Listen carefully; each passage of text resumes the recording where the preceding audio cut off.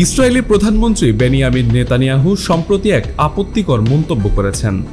এ বক্তব্য মধ্যপ্রাচ্যের ভূরাজনীতিতে নতুন করে আলোচনার জন্ম দিয়েছে।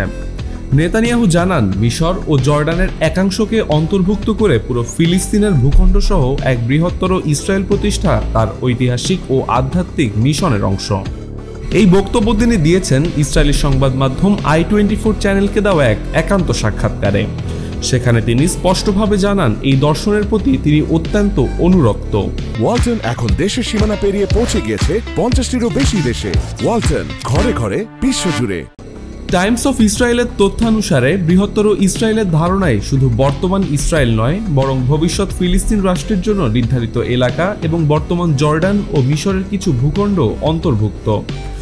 ঐতিহাসিকভাবে 1967 সালের 6 দিনের যুদ্ধের পর দখলকৃত যেসব এলাকা রয়েছে, অর্থাৎ পূর্ব জেরুজালেম, পশ্চিম তীর, গাজা উপত্যকা, সিনাই উপদ্বীপ ও গোলান মালভূমিকে এই ধারণার অংশ হিসাবে দেখা হয়।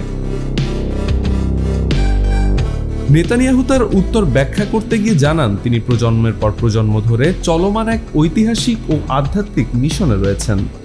বহু যুগ ধরে ইহুদি জনগণ এই ভূমিতে ফেরার স্বপ্ন দেখছে এবং সেই স্বপ্ন পূরণ ও সংরক্ষণ তার কাছে এক উত্তরাধিকার।